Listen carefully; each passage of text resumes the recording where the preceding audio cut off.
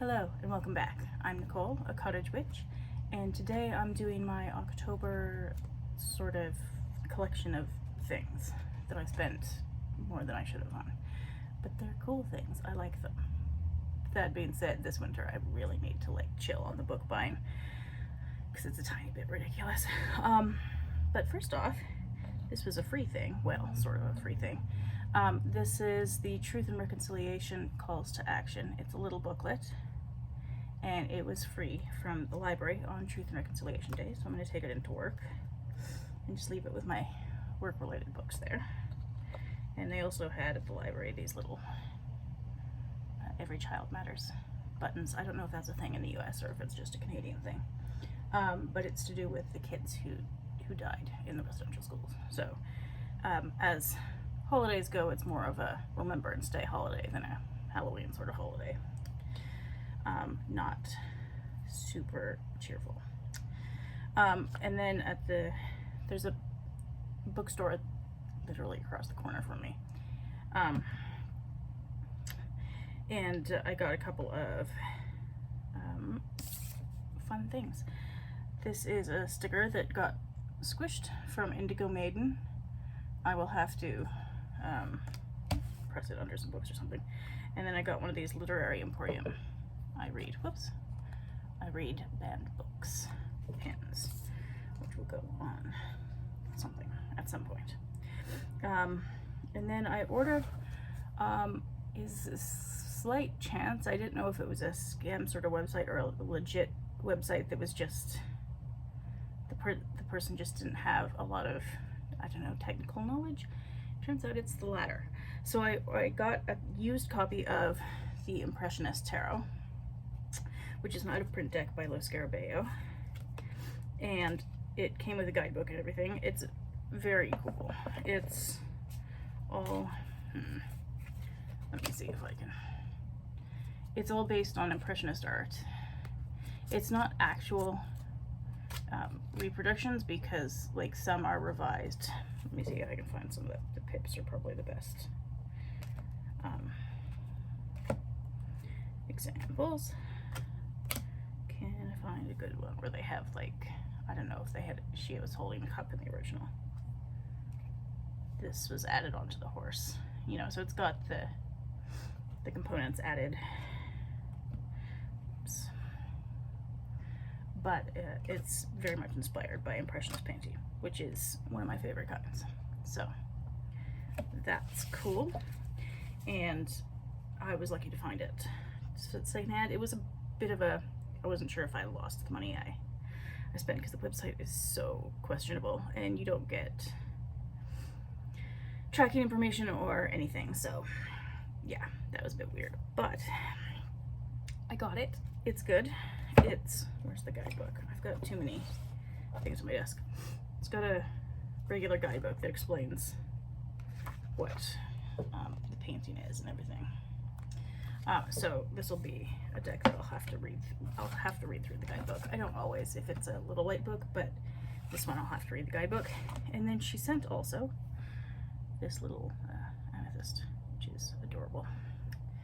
And then I got the Unicorn's Journey Kickstarter came in. I got the mini one. I will have to do I have somewhere, one moment. I had left the picture book in the stack of books. This is Mystic's Magical Journey, which was an add-on, which I have not read yet, but I will do. And it came with some sticker sheets as well, which is fun. So I've got too much going on here at the moment to really get into this one. But sometime, maybe in January or February, when I need just something light and cheerful and colorful, I'll get into that. Running out of space. Okay, the next one I got this was also a Kickstarter. The Gothic Literature Tarot. I've taken it out of its box. It's got a box that's bigger than my head, which is not my favorite. I mean, it's supposed to look like a book on a shelf, which is cool. That part I like. The plastic insert is not my favorite. So I'm not I don't know, like that's cute, but do I want to keep the giant box? I don't usually keep giant boxes. I'm undecided. And the guidebook is not bad. It does not need to be also the size of my head, because look at how big that is and how much white space there is. But anyway, it is what it is now, and there's nothing to be done about it. But I will have to read through some of these as well. I probably won't read through the minors because it's just sort of upright and reverse meanings, which, fine. But the majors have a little blurb about the Gothic literature sort of piece that's in the card. But then in the minors, there are definitely moments, I'm not going to be able to find them now, that are like out of a Gothic book, or some of the torches look like they're out of Dickens or something. But like that, they do look like they're out of a Gothic novel. But then there are a few, like there's one that is obviously the Headless Horseman, which I'm not going to be able to find now because I can't remember what card that is. And then there are a couple, oh, here's one that's like Turn of the Screw. But it's not officially Turn of the Screw, but it basically Turn of the Screw. So yeah, it's fun. I like it. I will start using it very soon. I have been in a slight, not a like rut or anything with tarot. I just haven't used tarot as much in the last month or so. So in somewhere between the last couple of days in October here and November, I'll break this one out. It'll be fun. And then okay, these two were the fault of Rachel at Second Thoughts About the Mission. Okay, they weren't her fault, they're my fault. but I saw them on her channel. This is the Primordial Tarot. Why did I have such trouble saying that word all of a sudden? By Sergio Toppi. So this art is just really interesting. I don't have anything like this. I have shuffled it all up already. Oh, and I wrote, let me see if I can find some of the majors here. I wrote the names on the majors because some of them were changed, and I didn't want to have to think about what was what. Like the sun is pretty obvious, but some of the other ones were less obvious, and they changed the names of some of them, and I didn't want to have to look it up in the guidebook every time. But it's just so weird. And the guidebook is written by Barbara Moore, so I do want to read this one. And it gives some information about the artwork, like not all of the elements of the artwork, but like the death, it has why the rhinoceros is on the death card, that sort of thing. So yeah, I will definitely have to read that.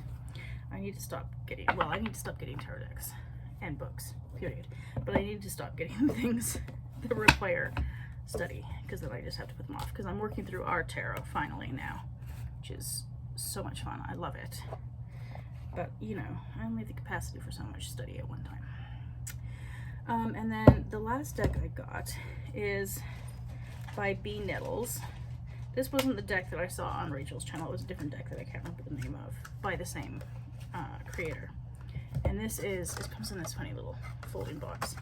It's called 28 Days, a deck of cards, which is about the menstrual cycle. And I have not used it yet, but it just looks so interesting. And it doesn't come with a guidebook or anything, it's just this, but it's not very expensive either, so yeah, it's weird. But I'm okay with weird.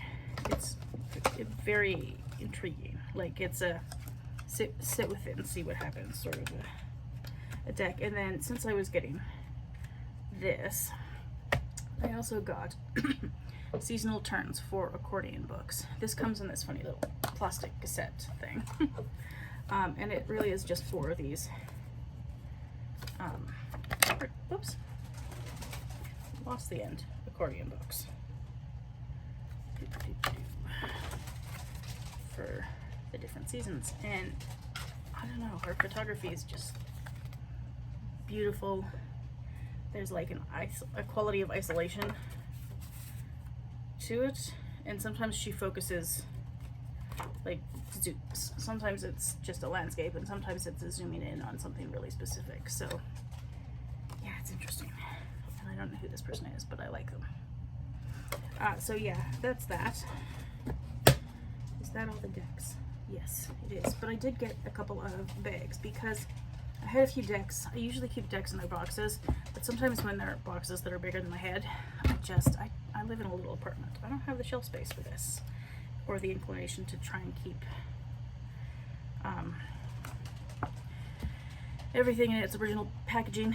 And so for some, like this is the Bonefire Tarot. So I got some Peggy bags because they're beautiful, and I like this wrap style the best, I have decided.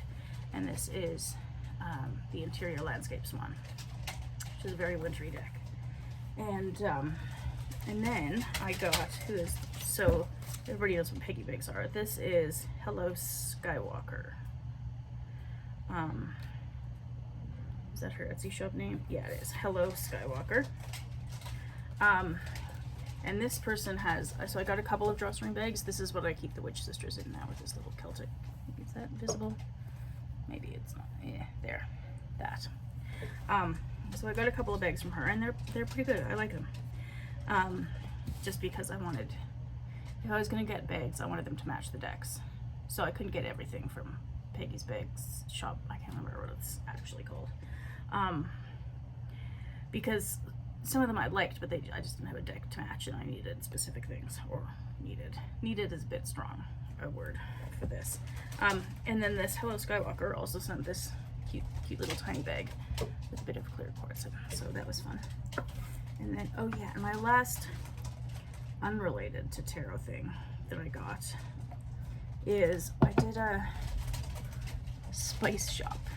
This is a bit random maybe, but there's a spice shop called the Silk Road Spice Merchant, and you can get these containers, and I've got a bunch of them. So these are the elderflowers and elderberries that I got because I wanted better containers, and some more cinnamon because I broke the lid on mine.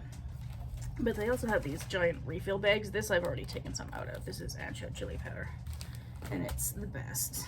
I love it. They put in a sample of West African citrus spice. I don't have any idea what to use that for, but I'll have to figure it out.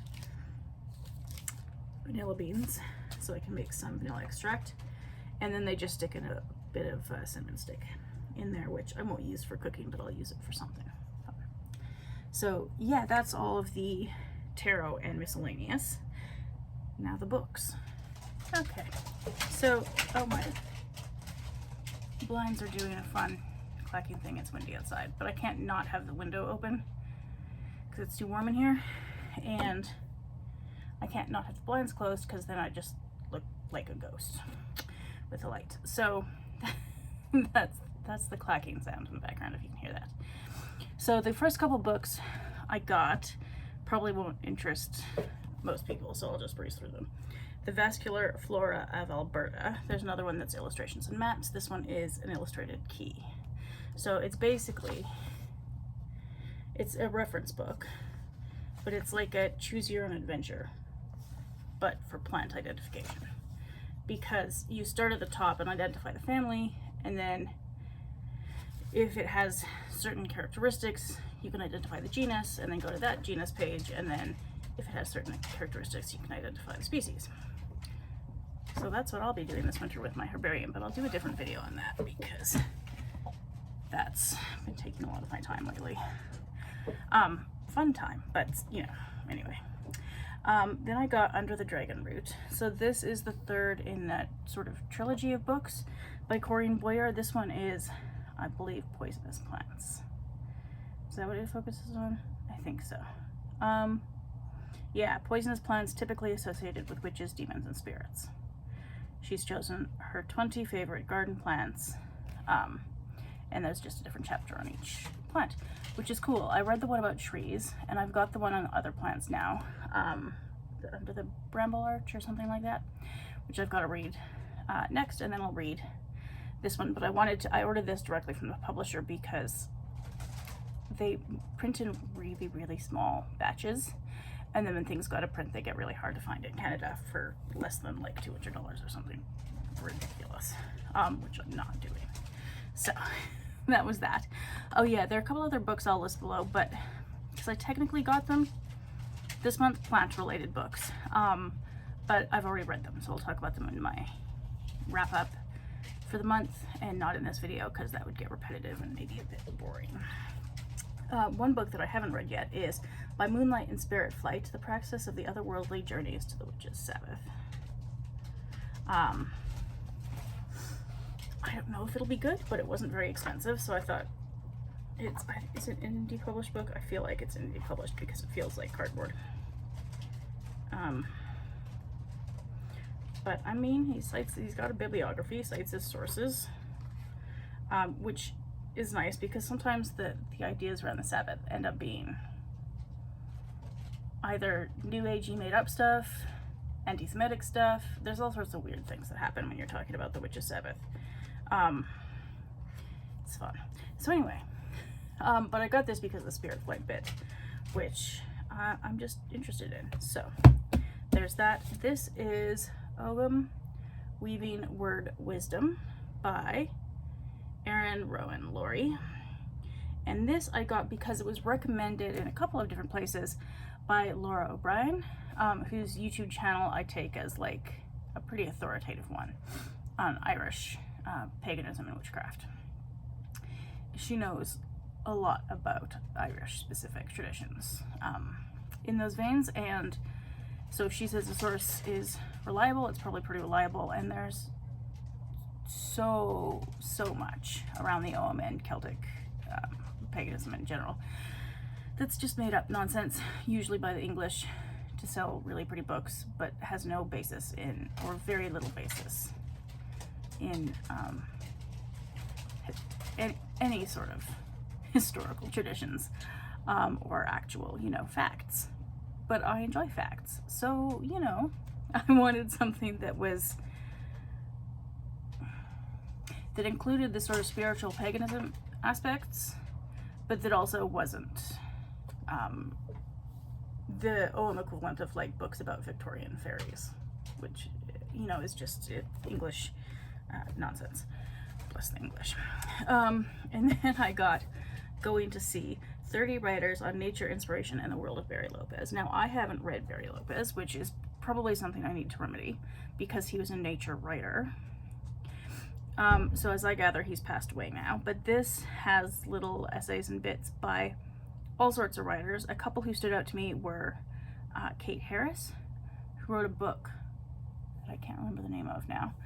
But it was about her cycling across Asia. It's really cool, like from Turkey through Central Asia, through the Himalayas and into India. It's such a good book.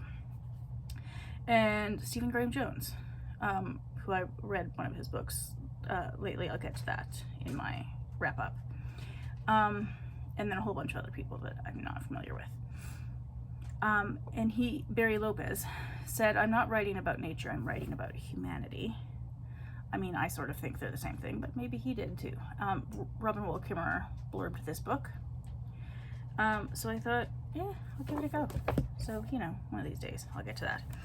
And then at this same literary festival where I got this one, Jeff Vandermeer was there. So I got Absolution, which is the fourth one in the Southern Reach trilogy, which I haven't started yet because I'm really trying to finish a couple other books before I start any more books. It's a problem. But that's an ongoing problem for me. But I will get to that very, very soon. And then I got some books. Actually, I'll do these ones first because this I also got at the festival. This was The Mistletoe Mystery by Nita Prose. It's a little Christmas novella. It's very short. She wrote The Maid and The Mystery Guest, which I've read. And she's got a third one coming out in, I think, the new year. Called, I don't know what. Is it in here? No, it's not. Okay. Well, anyway, I'm gonna get that one too because I love the character of Maid. She's amazing. And then I got, and this was like $4 or something, poems by Kerr, Ellis, and Acton Bell, which are the Bronte sisters. And this is, I think, a self-published one as well. It was like very, very cheap, and just because they're all open source now, so anybody can publish them. So it's just one of these published, I don't know by whom. So, you know, the quality of the book is not very high, but that's okay. I didn't need a high quality one. I just wanted to know if I'd like their poetry, because I love their novels, and I've read biographies of them, and I've got some literary criticism of them to read soon. So yeah, that's an experiment. And then I got Unnatural Disasters, Tales of Enchantment, Danger, and Survival from Orion magazine. This it features essays and poems by various people, including Carmen Maria Machado. And who did Victor Lavelle wrote the foreword. And he and Machado did an event about this book online. And it just seems really, really interesting. It's just a bunch of, yeah, poems and essays about natural disasters or unnatural disasters, if there are like supernatural elements or whatever. I'm not entirely sure. Got a bit smushed, but oh well. Okay, and then I'm gonna skip the Gothic ones I got because I went through all of that in my Goth Lit November TBR, and I just don't feel like going over it again. But I'll list them below. So Gothic Bodies, Canadian Gothic, Russian Gothic, which as it turns out is a novel. Didn't realize that, but that's cool. And Suicide in the Gothic. And then I got some more books for the Read Around the World challenge that I'm doing. So this is from a woman from Honduras. It's called Don't Be Afraid, Gringo. A Honduran woman speaks from the heart. And I got it because the title is hilarious. And it's sort of as I understand it, a political memoir of this woman who's an organizer in Honduras. And I can't remember if she's been in jail. She might have been. Anyway, she's like a human rights activist among indigenous people in Honduras, and I thought that was kind of cool. The Green Crow is from what country? Latvia. In this tale of acceptance, or the lack of it, both by oneself and society at large, personal isolation, and the quest for individual freedom at all costs, the author tells the story of a woman in a psychiatric hospital, and that of her lifelong companion that only she can see, the Green Crow. And that just sounds intriguing to me, so yeah. Then this one is for, where's Kathmandu? Nepal. Arresting God in Kathmandu. I've only got 3 more books to read in Asia. I mean, I'll keep reading books from Asia, obviously. It's not like I'm going to finish this challenge and then never read a book outside of North America again, because that would be silly. But I've got this, Armenia, Azerbaijan, and yeah, Armenia. Losing it. Okay. These stories, so it's a collection of short stories. These stories break the heart and fill the mind because they are so marvelously shrewd in craft, and because the author is unafraid of the harder truths no amount of distance can dull. This is fiction that haunts as much as it instructs. There go the blinds again. Sorry about that. He shows us compelling clashes of the spiritual versus the temporal and carnal. This is a distinguished and captivating book. So yeah, he's the first Nepali author writing in English to be published in the West. So that's cool. Good for him. Explores the nature of desire and spirituality in a changing society. Started tripping over the S's there. It just, yeah, it seems interesting. Amitav Ghosh says it signals the arrival of a major new talent. A terrific book full of tenderness, compassion, and rare insight. So, yeah. This is from the Central African Republic. This is Co-Wives, Co-Widows.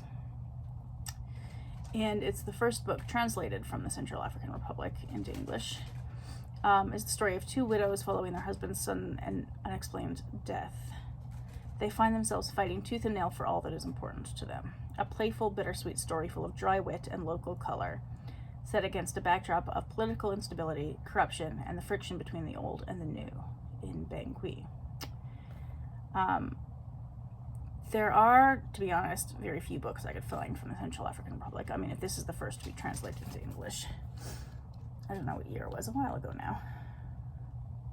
Can I find it quickly? 2015. Yeah. It's published first in Mali in 2015.